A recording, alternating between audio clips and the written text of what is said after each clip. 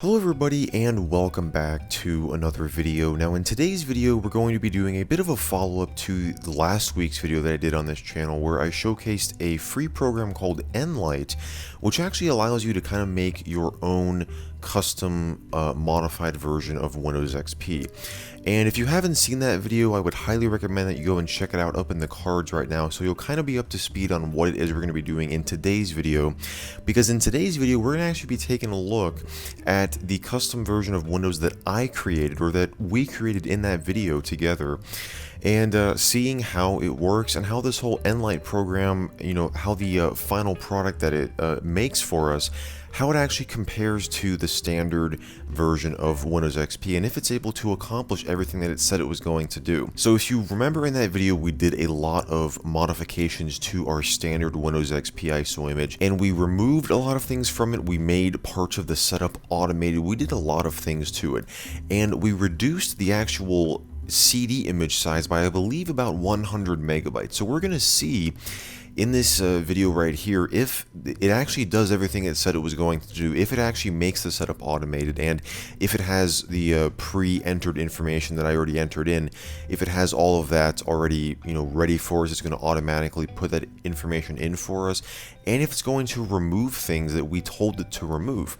So yeah, I'm pretty excited because I haven't actually taken a look at this before, and we're going to be seeing what nLite is actually able to do. Now this first portion of the setup right here, the sort of Windows NT style, this is before it actually boots into the more graphical setup. This has remained unchanged, and nLite didn't allow us to modify anything in this portion of the setup. All of those changes will take place once it copies all the files over and once it actually restarts, and then we'll be able to actually see those changes taking effect. So I will be right back once we are at the next portion of the installation. Alright, so we are restarting here, and here we go. This is, the standard Windows XP boot screen. nLite didn't really give us an option to actually change the boot screen around. I don't believe it, will allow us to do any of that. But you can see that right off the bat, down towards the bottom there, we have the build string, and that was something that I did enable. I, told nLite to actually show the build string on the desktop, so you can see that's already going on right there. We also have a pretty cool looking background here, this white Windows XP logo on a blue background, and this right here is the Windows 2000 style setup, sort of the classic setup that isn't as graphical as the regular Windows XP setup. This was another option that I enabled through nLite as well. I told it to use this older setup, and if everything goes correctly, this should be completely automated. It should not ask me for anything. It should automatically go through. It should find what devices that I have. It should automatically put in my language as English, my keyboard layout as the US keyboard layout, and it should have the username. I believe I just did. I think I actually just used the admin account, and I put the PC name in there. I put the work group in there, all of that stuff. So we're just going to see if it actually goes through this and is fully automated like it said it was going to be, or if it asks me for something. But anyways, I'm going to try to speed up this portion just a little bit here if it is fully automated, so you guys can see, what it's actually doing. Okay, so we actually have an error that has appeared. This is very interesting. So it says unintended setup is unable to continue because a setup parameter specified by your system administrator or computer manufacturer is missing or invalid. Setup must therefore ask you to provide this information now. Once you furnish the required information, unintended setup operation will continue. And yeah, okay, so this is the product key. So you do actually have to put in a product key. You can't just leave it blank in nLite. I just didn't have a Windows XP product key on hand at the time when I set up this whole thing. So that was that whole error there. So that's the only information that I believe I didn't specify when I actually created this unofficial version of Windows, which I'm just gonna call mjdXP. I think that's what I actually named the ISO image. So yeah, it's just kind of like, a little thing that I made. It's not like this is really to be taken seriously at all. This isn't fully customized. Like, it's not like I put my own logo in this or anything like that, which I don't believe you can do with nLite. I think you have to actually use a program like Resource Hacker to accomplish that. But nevertheless, that's what I'm going to be calling it. Yeah. So we're just going to go ahead and let it finish up here and, copy all of its files over. And from this point forward, it should be fully automated, because like I said, I had all that other information aside from the product key already entered into nLite, so it should just pull all of the information and have it ready for us, and not ask me for any more user inputs. So yeah, I will be back once something interesting is going on. Alright, so like I expected, the setup has just finished up, and it didn't ask me for any user input. So that was definitely very, very cool. And you can also, you probably were able to see in the bottom right there that we are using Service Pack 2. That was a whole another thing that I did as well, is I took a RTM, build 2600 Service Pack 0, if you will, copy of Windows XP, and I integrated the Service Pack 2 into it by using an exe file and running it with nLite, and actually telling nLite to, like, hey, I want to put SP2 into this SP0 ISO image, and it did it for me, and it just is now going to install like this was a standard Service Pack 2 ISO image, which is definitely a very, very nice thing that you can do with nLite, is integrating service packs and specific updates and drivers that you might need. Definitely something that I really, really like, and I'm sure a lot of other people definitely find useful as well. So another thing that I told nLite to do is skip past the out-of-box experience. So we should go straight to the desktop. It shouldn't boot into the out-of-box experience. It shouldn't ask me for any user input, like I've said before, and that was kind of my whole goal with this, is to try to make it a 100% automated setup. After I pressed format during like the Windows NT blue screen portion of the install, I wouldn't have to touch the keyboard or the mouse and just let it automatically do everything. And aside from me having to enter the product key, that has worked out. So we'll just see here if it actually boots into the out-of-box experience or if it goes straight to the desktop. And right here you see we have another sign. I specified that I wanted nLite to use the classic, Control-Alt-Delete logon prompt rather than the welcome screen. So we're going to go ahead and press Control-Alt-Delete. We're going to log in with the administrator account. And also, after we let the sound play here, you can notice a couple of things right off the bat. Number one, we're using the classic theme. Number two, the programs that I told nLite to auto-execute on first login have executed. We have CMD has opened up, and WinVer has opened up as well. These were two programs that I said that I wanted nLite to actually open up on first login, and I believe when I close both these things, it will then open up Explorer. So, and also, yeah, so for some reason it's typed them in. Oh, I guess this is, yeah, so this is the command prompt window that nLite has opened up for us, and then it's actually executing all of the commands from this window. So you can see it's typed in WinVer here, and then the other command was CMD, which just, prints out, like, it just basically runs, CMD. There's really no point in typing it into a CMD window. But now when I close out of this, we should launch Explorer. So it basically delays the launching of Windows Explorer, and it makes the user actually close out of those other applications. So if you had, for instance, integrated a script into that, and told nLite to run your script, maybe to install some third-party programs or to set up some more options within Windows, it would actually do that, and it would either wait for the program to close or require you to close it before it would open up Explorer.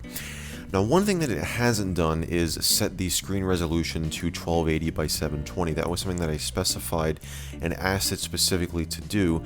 That could possibly be that we don't have the proper driver installed. It could definitely be that, because if you just saw, I went into the display properties and there was no option to go to 1280 by 720. That could definitely be the reason. But you can notice that we also have Internet Explorer and My Network Places on the desktop, and we don't have the recycle bin. I told nLite to hide the recycle bin icon and show these two icons. And in the start menu here, you can see we're using the classic start menu, the one column layout. That was another thing that I specified as well. I didn't want to use the standard, two column Windows XP start menu. I also told it to display the control panel as a list rather than a shortcut to go to the full control panel. So the only way to go to the standard control panel is to double click on the control panel shortcut. You can't just click it once, because if you do that, it will show that list of every single control panel like I just showed you. So one thing I'm going to do here is install VMware Tools, and I'm going to see if by doing that, when I reboot, if it will auto resize the screen resolution to 1280 by 720. It might not, since I had to install the driver manually, but I'm still kind of interested to see what happens. So we're just going to go through this installation here. We're going to install a complete copy of VMware Tools here, and I will come back once I've restarted the virtual machine. Alright, so we just logged back in here, and unfortunately nLite has not auto resize the screen resolution, even though that we have the driver installed. And that was something that I kind of expected, because I believe that you have to actually, because it just basically sets all that up for you on first login. So if you don't have the proper driver installed, obviously it's not going to be able to resize your screen resolution to whatever custom resolution that you chose. So I'm going to go ahead, and now that I actually have the driver installed, I'm going to set this up to the standard resolution that I use for these videos. You guys should be able to see everything much better now. And now we can basically take a look at all of the modifications that I did, aside from obviously the ones that I've already showcased here. So one thing you may be able to notice is you just probably heard a balloon tip sound effect there, but you can see there's no balloon tip, and that was because I disabled balloon tip. So for some reason it still plays like the sound, and I'm guessing that one would be for like the take a tour of Windows XP, which by the way, the Windows XP tour is not in here anymore. If we go to accessories here, you see that it's not anywhere in here. You can also see that the programs menu has been very stripped down. We don't have any games. I got rid of both the standard games and the internet games, and a lot of the standard accessories that are normally in here. There's no WordPad. That was something that I also got rid of. So yeah, definitely really slimmed it down. You see there's another balloon tip sound effect, but we don't get any balloon tip. Under settings here, we can go, actually let's just run a WinVer command, because I want to go ahead and show you that right here it says that this is licensed to Michael and the organization is MJD. That was another thing that I specified as well. Again, you can see we're running Service Pack 2 up there, and we can go ahead and actually go into our display properties here. I believe that I left like all the wallpapers, the screensavers. I got rid of all of the screensavers except for the blank one. So there's literally like no, graphical screensavers or anything like that. There's still the Windows XP Luna theme that is still in here. I did not get rid of that. I also did not bundle any extra themes as well, because I just didn't have one on hand at the time. But we can go ahead and apply the Windows XP style if we want to. Also, all of the standard wallpapers are still here, but you may have noticed that the Bliss wallpaper is not the default one.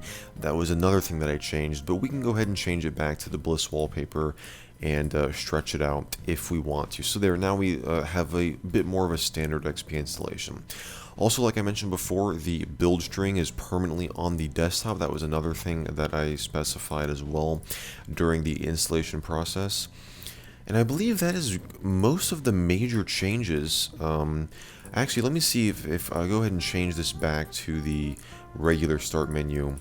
Okay, so this actually shows a lot more of the modifications that I did as well. You can see that there's no user picture, there's no user name in the start menu, and a lot of the shortcuts have been stripped out of here. First of all, it's much smaller.